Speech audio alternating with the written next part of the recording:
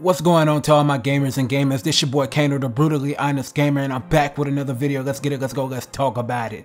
So the Xbox Game Showcase just happened, you feel me, as I'm finishing recording all of this right now as we speak, you dig?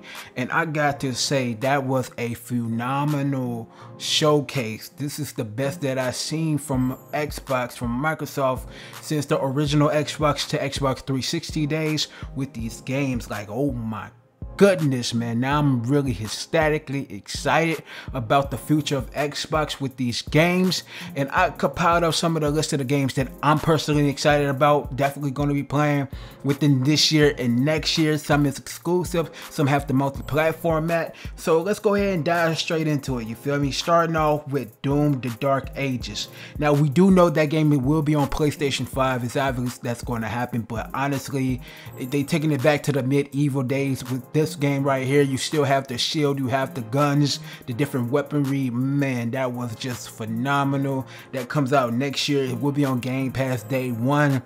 I definitely want to play that for sure. You know what I'm saying? I really want to see more of it, but from what I've seen with the gameplay, it was spot on. It was phenomenal. Microsoft did justice by acquiring that studio, you feel me? Now, the next game that I've seen that really caught my attention was State of Decay 3. Now, when we saw that first trailer some years back for State of Decay 3, I was kind of skeptical, right? But when seeing this trailer, you could tell it has more of a narrative-driven aspects to this game. So you definitely can see that this game is definitely more narrative-driven. It actually have a deep, rich story behind it. And I'm glad that they took the initiative to put a story behind State of Decay 3, because State of Decay 2, it had a little story in the midst of it, but it really wasn't much. But from what I've seen with some of the gameplay aspects of it, like, you could definitely see with the gameplay from a little bit that we saw with this game, you could definitely see it's a little bit more of, you can see it a little bit more in the third person aspects of it. Like, you know how like Gears or like The Last of Us Part 2 and stuff like that, you definitely can kind of see that third person perspective a little bit more within this game. So I definitely would like to see more. Unfortunately, it doesn't have a release date for it yet, but it's cool, you feel me? Now you have Dragon Age the Veilguard. We only seen the trailer, so I can't really speak on it that much. It was another game that really caught my eye. I'm not big on Dragon Age, but I would definitely see this. If this game is worthwhile with the gameplay trailer that's coming up soon, I definitely play it. But the gameplay really gotta really grab me, like, yes, I want to play this. Yeah, you feel what I'm saying? So that's cool. Now, when it comes to Starfield, Shattered Space, that's cool and all that, but you know, Starfield, I'm like, but I definitely would play whenever it does drop for sure. Now, Fallout 76, I don't care for. Skip that. Expedition 33, I'm gonna tell you like this here. When I first saw that game, I was like hyped for it until I saw it was turn-based. I was like, no. You feel me? It's graphically, it looks good, but I'm not big on the turn-based side of it, but it is what it is. To the people that love that type of game, it's coming to Game Pass next year for sure. Go ahead and play it, you feel me? Now, South of Midnight. South of Midnight, I'm gonna be honest with you, that's gonna be one of my games of 2025. That's gonna be Game of the Year contender for me, because the way that game formulates, it's basically you can attack your enemies. It has that little Devil May Cry feel to it. You can double jump, you can glide, you can do a lot of different things. The storytelling is phenomenal, you heard me? So I definitely gonna play this day one. Man, I was just like I was trying to keep calm, but all in all, bro, I was just jumping for joy, man. That game right there, South of Midnight, that's Game of the Year contender already, you feel me? I could put that on the levels of Hi-Fi Rush, as it's gonna be a hit for sure.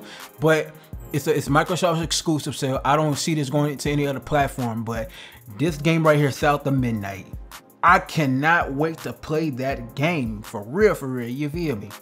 Now, when it comes to World of Warcraft, The War Within, I don't care for it. That's not for me. I'm not a PC guy, so I don't care. Now, Metal Gear Solid Delta Snake Eater, I like the gameplay. Don't love it 100%, but I like the gameplay. I definitely want to play this, you know what I'm saying? And I definitely plan on reviewing. Like all the games that I actually been saying so far, I will be planning on reviewing them games when it releases or before it releases, you know, because of the gamer section, how the gamer section platform is up. But I digress. Now, Metal Gear Solid Delta, you could tell it got a deep, rich story from the old version, but in a newer version of it. You can see it's made with Unreal Engine 5. You can see the graphical detail to Naked Snake, to the details of the jungle, the details of the characters, the details to the enemies, the whole nine, the environments. Yeah, this is going to be a phenomenal game for 2025. They say it doesn't have a release date yet, but I believe it's 2025. But Sea of Thieves Season 13, I don't care for. It comes out next month on the 25th of July. Don't care. That ain't my cup of tea. I don't care about that. Now, Flintlock, The Siege of Dawn launches in July. That's next month for the Series X, and that's on Game Pass. Yeah. I already got Game Pass, but yeah, I'm definitely playing that day one. You can see the graphical improvements. You can see they have the rich action RPG essence to the game. You can definitely see how you can attack your enemies, the way you can get weapons, the way you do the jumps, the gliding, the whole nine within that game. That's definitely got me sold on that game for sure, and I cannot wait to play it. Now, Age of Mythology Retold, I don't care for. Skip on, but Perfect Dark, let's go with Perfect Dark. I'm telling you, Perfect Dark, the reboot, man, I was just so surprised by seeing it, man. The way that they have it, where Joanna Dark can glide, the way that she is with the spy, with the gadgets that she actually has, then the weaponry that she's using, and she has some of the parkour elements to this character with Joanna Dark, how they done did that, man. Only downside is they don't have a release date for it yet, but I believe it's 2025. They saying this game was in development hell. Development hell where? You feel me? This game was phenomenal. They did a phenomenal job here. I mean, I can't even sugarcoat it, man. Microsoft got it. Microsoft got it. Perfect Dark. Microsoft got it for sure. You dig with that one. You feel me? Now, Diablo 4. Now, I played Diablo 4. They got the DLC called Vessels of Hatred. I played the Diablo 4 when it came to Game Pass. Honestly, I'm not a big fan of this Diablo. You know, they doing all this pay to win and stuff on it. I don't like that. So, I'm not going to really speak on Diablo 4 like that. But, Fable. Let's talk about Fable. Now, Fable for me, I grew up playing Fable. You feel me? As a youngin'. The original Fable 1, 2. I didn't really care for 3 like that. I beat 3, but I didn't care for it like that. And you know they canceled the Fable Legends on the Xbox One, but this Fable right here, we saw a little bit of gameplay for that, and we see that it's going to be an open world. Do we know if we're going to have character customization? We never know, and I don't know. But Fable, Microsoft, take my money. You got that one. I'm going to definitely play Fable day one. It comes out next year. I cannot wait to play Fable for sure. That's about to be lit. It's about to get real, you hear me? Now, Fragpunk, that's a 5v5 hero shooter that's coming to Xbox. It might be a multi-platform. Don't quote me on that. I don't know. But if this is an Xbox exclusive, it's going to compete with PlayStation when it comes to that game, Fair Games. You feel me? So I can see it on that level of competing, or Helldivers 2. I can see that on that levels like that. But definitely, yeah, Fragpunk, I may try it out. I might not play it in its entirety, so you never know. Now, when it comes to Winter Barrel, you know what I'm saying, they got the indie game. I don't really care, so skip on from that. And the game Mixtape, I definitely want to play.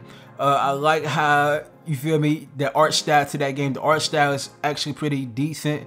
You feel me, in the way that they core with the gameplay and when they glide and all this other stuff with the game. I definitely want to see more to it, with more of an in-depth gameplay look to it. But so far, it got my attention. You feel me? I'm not gonna say day one, but it definitely has my attention. Now, when it comes to Flight Simulator, don't care. Now you see Life is Strange Double Exposure coming out this October. I'm saying Life is Strange really grew on me. The only thing I was mad about with True Colors is it didn't have the autosave feature like I wanted to, because I was towards the end of the game and something happened where my power went out. My you know, was dealing with a storm, power went out, and then when I got back on to the game when everything was back to normal, they brought me all the way back to the earlier part of the game, and it didn't save through autosave and didn't have no really save aspects to it. So I was pissed off about True Colors, and I said I wasn't going back to that. But when it comes to Life is Strange Double Exposure, I definitely want to play it. You can see graphically it looks impressive. It looks way better than True Colors, and I just can't wait to see what the story's hitting for. You feel me? It's definitely different in its own way. I definitely can't wait to play it. But Indiana Jones and the Great Circle, it was a long trailer, but we still haven't had a release date, but it is coming out in 2024, meaning this year. I can't wait to play that and get my hands on that game too. I want to see what's to it more. So I want to see an in-depth gameplay trailer, not just story mode, but a gameplay trailer.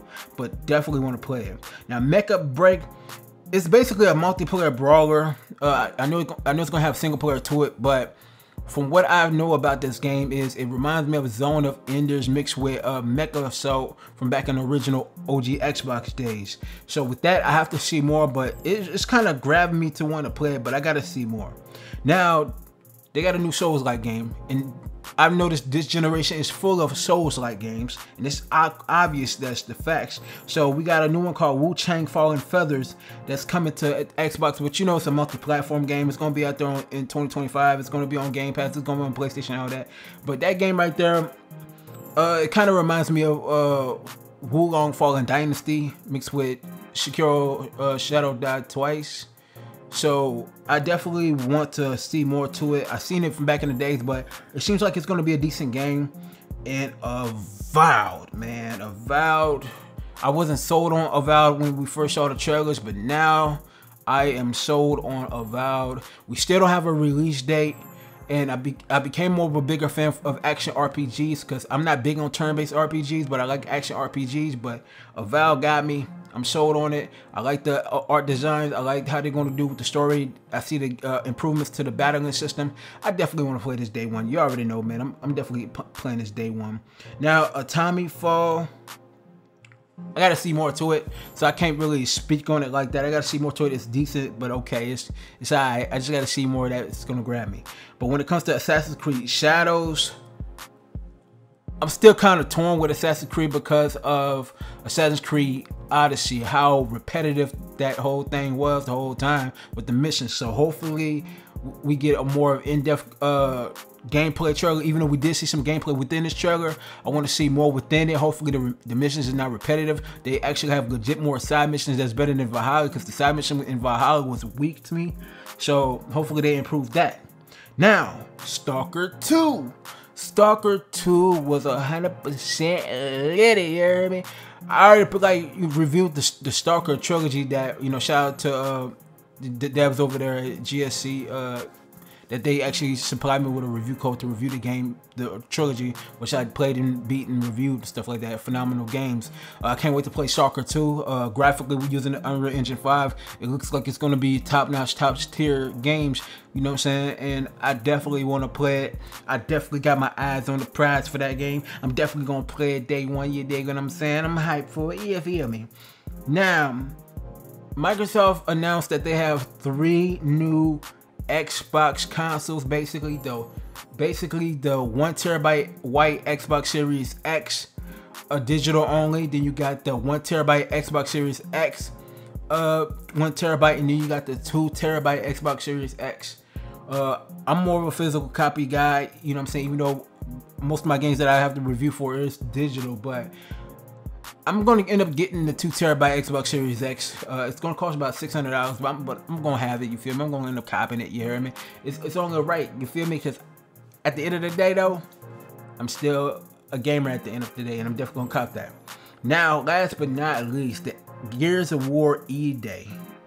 It's basically an origin story with Marcus and Dom back together again. Honestly, this is more of a reboot. To me, in my opinion, I feel like it's more of a reboot. And from what I've gotten with the trailer, graphically, it was impressive. It was phenomenal. Man, it was out of this world. I was like, wow. I ain't say it out loud, but I was like, wow. Man, we just seen a trailer, but we know that it's in development. But this game, I don't think it's going to come out probably until at least next year or 2026. I don't know. There's still more to see, but Gears of War E-Day. We thought it was going to be Gears of War 6 or whatever to continue on with JD and their storylines, but no, this is a whole reboot to me. And I cannot wait to play that game. You feel me? But all in all, though, if I had to rate this whole showcase of the Xbox Game Showcase, I'm gonna give this, I had said 4 out of 5 at one point.